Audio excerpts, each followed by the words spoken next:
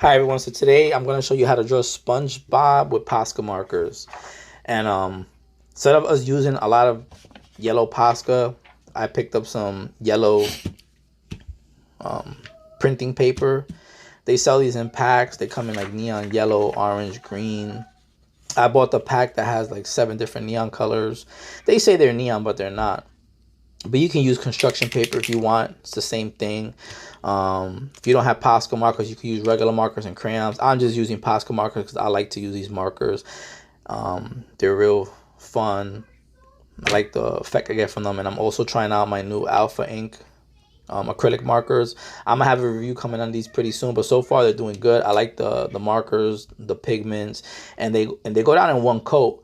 I've noticed I don't have to hit the paper a second time with these markers, so stay tuned for the full review on those markers. So let's get to this SpongeBob. A lot of people have been asking me, how I get my lines so straight, and I have tons of videos on here showing how to develop your line work. But in this video, let's just talk about this in here, because even though SpongeBob is a real simple character to draw, I have some of the lines on the paper, you can barely see them. I did tattooing for a few years, so I know, and I understand the process of creating lines. So even though I can't draw SpongeBob, all the lines correctly, even if I have a light stencil on the paper or a light drawing, I'm good at memorizing lines, and so does your body, right? That's what's called muscle memory. So right here you see that I'm doing 2 different movements. I'm doing wrist movement and I'm doing finger movements, and then I can also do wrist and finger movements. A lot of times when you're throwing out straight lines and round lines, you just want to move your wrist like I'm doing there. It's all wrist action. And if you want to do straight lines that are really small on the paper, you want to use your finger. So a lot of people are like, hey man, how can I do nice lines? How can I get better? Building lines is the best way to build clean lines. But you also need to learn wrist action and finger action, like the movements. And that's something you can just really practice. Like, you don't really have to even draw. Just sit down and move your fingers in and out with the pen. Move your wrists with a pen in your hand. And with tattooing, I would have a weighted machine, and the cables and everything, so that it's like it helps develop a stronger mind and muscle connection with the hands. And I'm not saying to go get a tattoo machine and practice this, or put weights on your pencils and markers, but the best way to do this is moving your fingers and moving your wrist back and forth. And then that's how you can, develop clean lines, and even practice drawing that. Get a sheet of paper and practice drawing straight lines. Like here, I'm showing you guys how I use my pinky also to stabilize my hand. So a lot of times your hand wants to move around, so your pinky is like an anchor, right? So you'll see a lot of people when they're drawing or they're tattooing, they use their pinky, and that's just a way to stabilize your hand so it does not move, right? But if you're trying to throw out a nice big bold clean straight line, you really can't do that with your pinky there. So that's just a technique, right? And this is something you're going to develop once you practice, your coloring, your painting, your sketching, whatever, right? Is all your hand movement. We all want to get to the painting and drawing, but we are not taught how to use our fingers and our wrists. And to this day, there are no videos explaining people that want to learn how to become better artists, how to use their wrists and their hands. And that's something that's really important. So just practice throwing your fingers in and out with a pen, marker, or moving your wrists, and practice drawing straight lines, triangles, just shapes, because technically when you're drawing and you're painting, everything is lines and everything is shapes. Like, I'm drawing SpongeBob's teeth, and those are squares, right? Practice drawing squares and making the line straight and perfect, right? And then after a while, you develop this discipline that when you want to draw a square, it looks perfect. You ever seen videos of people drawing circles online, huge circles in one movement? That doesn't happen overnight. They actually practice that, and they just became so good at it. And the body, that's what's called mind and muscle memory. Once you learn how to do something and you do it all the time, your body just picks it up. It's like a robot. You're a robot. That's what it is. So right here, I'm coming in coloring the inside with like this dark burgundy color, and I'm using the Alpha Ink marker. And as you can see, there's no yellow showing through. Some of the white and some of the pink that I use for his teeth and the tongue have some of the yellow coming through, but I'm not going to hit it again just because this video is a how-to to draw SpongeBob. But the Alpha Ink, even though it's a darker pigment. I haven't used any of the lighter colors, we'll see. But so far the pigments are really saturating the paper, so I don't have to do a second pass. So here on the outside of SpongeBob's mouth, I'm coming with a black posca marker. So I'm not really going too far on the outside, just because I don't want to tear up the paper. And I'm just filling the inside of his mouth with this burgundy. And I've also noticed that even with this Alpha Ink marker, the paper's not tearing up. So maybe it's the nib. But as I said, full review coming out. I'm going to do a video just using these markers. And the website is called Alpha 6 Corporation, or Alpha 6 Corp, if you guys want to check it out. I think they're running a sale. I don't know if they're still running a sale. So before my review comes out, you guys want to be able to pick them up, go check out their website. So here I'm coming doing the eyes. So right here, I'm doing the circle on the outside, right? So right here, see how I'm moving my fingers on this one? I'm not doing the wrist because they're short. So I'm really moving my fingers and the wrist slightly.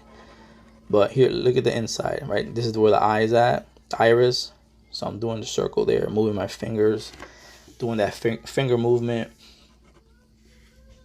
And just practicing, you know, building the outside line. I don't want to get in the inside red. I want it to be uniform, because technically, if I mess up right now, I don't have any yellow. Well, I have a posca yellow, but it's a different color of the yellow on the paper. So if I were to make a mistake right now, it would be ruined. Well, not necessarily ruined. It just wouldn't look good, because the paper and the yellow are two different colors and two different textures, where the paper is more of a sheen and the posca is more of a matte. So, you know, painting like this is real sketchy, just because if you make a mistake, or if you're doing a commission on this kind of paper, you're really gonna have to be really careful what you're doing, letting the paint dry. And later on in this video, you'll see I didn't let the paint dry and I messed up his nose a little bit. But most of the time when I'm painting or I'm drawing, you know, I usually have a white backing, and I have the whole page painted in, so I can just correct lines if I want to, if I make a mistake. But on this paper, you really can't make a mistake. So here I am coming in with the white, you know, throwing those straight lines and building them as I go. See right here, I'm trying not to like get in the wet areas. So be sure you let the paint dry. But I'm trying to run through this video 16 minutes in without cuts. So I was, you know, not wanting to, you know, pause the video, wait till it dries, and then come back. So I'm gonna be hovering most of the time in this video. You can't see, but I'm really hovering my hand, and then my forearm is all my weight is on the forearm, and that's why the circles right here, I did the eye, weren't really uniform, because I don't want to get my hand on the paper. So the circle's kind of off, and that goes to show that it's all your hand movement and where you're placing your hand, your wrist control, your finger control, and if you're using your pinky to stabilize your hand. Coming in, try not to hit the same area so I don't mud up the paper. Just trying to hit the areas that is yellow.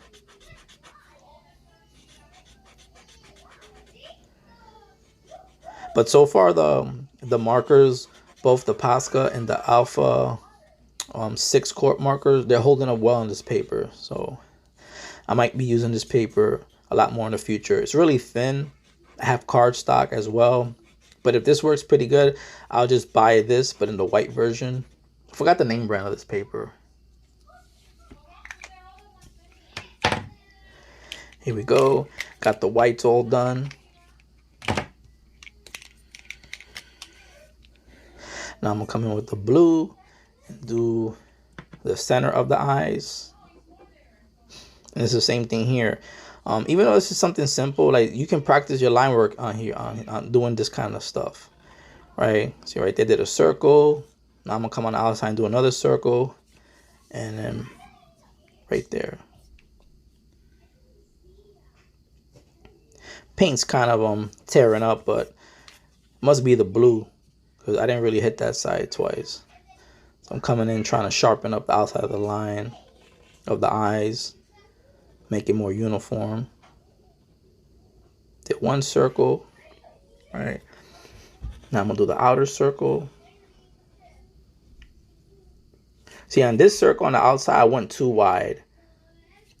So now that I went too wide, and at the bottom side, the bottom part of the eye looks flat, I'm coming in here, I'm curving it to, you know, make it more uniform. Now the other eye, you can see, it looks too small. So I realized, okay, I gotta fix this up. So now let me just put a line on the outside, not too thick. I'm not gonna color in the outside. I'm just gonna hit one line and then turn the paper, hit another line. This is something that I did when I was tattooing. When you want to build your lines, when you're tattooing, you don't just color in like on paper. You have to build your lines so they're nice and clean and uniform. I don't tattoo anymore just because I was having a lot of lower back pain, and the kind of work that I was doing, I wasn't really too much of a fan of it. I like doing my original style portraits, and then, you know, I was always doing, you know, lettering and, you know, just, you know, the basic stuff people want that are, you know, want to get their first tattoo. And so I just swayed away from it.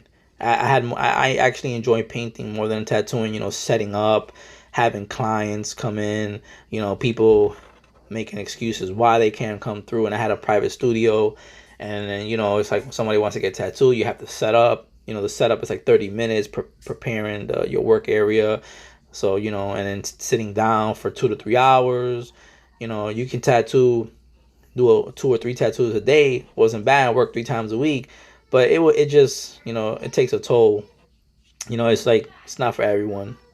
So doesn't mean that you shouldn't tattoo. You might like it, but, you know, everyone likes to do things differently, and I actually do enjoy sitting down and painting and drawing. And, you know, I didn't really have time to paint and draw when I was tattooing, because, you know, sitting down for 10-12 hours a day tattooing, you wouldn't really want, I wouldn't really want to go, you know, start a painting, because, you know, that's technically, I was just, my wrist was hurting, my lower back was hurting, so I wasn't really in the mood, you know, to draw and paint. But now that I'm not no longer tattooing, I draw and paint all the time, and I'm a lot happier. So that means something, right? That's the reason why I chose my path. So here I am coming in with the pink. I'm drawing over the pink. And you're gonna see here, I'm gonna do 3 parts to the lower part of the mouth. I can do it in one swipe, but I don't, because of as you can see, the eyes are still wet. So I'm doing it in 3 sections. So I go, and then I try to connect the other line. As you can see, I didn't connect it, and I'm gonna show you how to fix that. So I come from the top, and then I connect it to this bottom one. All right. So since I didn't connect it there, I'm gonna come in now from the outside in and just build the line. And I can come with the maroon and correct it, but I just decided to make a bolder line on the bottom, which is what I did, so I can connect it. So I don't have to come in with the maroon marker and fix it. There you go. As you can see, there it goes. Nice clean line. Under his tooth, as you can see, the lines also. I'm going to come back in as well and correct that. Make it nice and straight. There you go. And I don't know if you guys can see, but look at his nose. See how there's a smudge on there? That happens when I was doing that. And I noticed that's the reason why I did it in 3 parts. So it's not a big deal, but you really got to watch out for that. Let the paint dry before you decide to come in and hit the line. So here I come. Some more red, trying to correct that area because I had too much white. And I'm going to come in with the black, and then nice clean line. Come in the other eye, nice clean line. And I'm going to do this one in 2 parts. As I said, you can do it. I can do this in one sweep, but you can see in the mouth, the black is wet, so I don't want to make a mistake. So I'm just going to hit this halfway. And at the same time, it's a lot safer. Like, as I said, if I was painting with the yellow marker, I could come back and fix a line if I made a mistake. But it's better to take your time here, let the paint dry. As I'm doing, I'm switching to the other side, so I don't have any mistakes. Now this side should be dry just because it takes a few seconds. And I'm gonna hit it and connect it. And as you can see on this one, I'm moving my fingers. I'm not really moving my wrist too much. So I'm using that finger movement.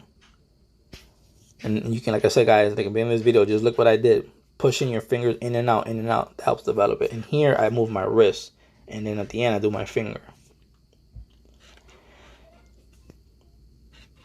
Now I'm doing his eyelashes. Really simple, just straight lines. And I hit them in the inside, middle, and the outside. Inside, outside, middle, inside to get like a nice bold line. So there you go, it's all done. Real simple. I'm gonna come in and do the spots with like this. I think it's a tan color. I know SpongeBob is like more of a greenish color. The spots, but it's the closest color I have. It's more like a military tan. Finish up the piece. See, I made a mistake there, so I'm gonna come in and color that in with the Alpha acrylic paint marker. And there you go, it's all done. Nice and clean. So hope you guys enjoyed the video. Try it out. Even on, I mean, if you want to do it on white paper, you can, but you got to color it all in. It's better to pick up some construction paper, or this kind of paper. Here you go. I'm coming in with the yellow to fix the nose, and you can see it's not the same yellow, so it has a different look. But thanks, guys. Subscribe. I hope you like the video. I got tons of videos coming. If you want to see something that's not up on my channel, let me know and I'll make the video on it. Thanks.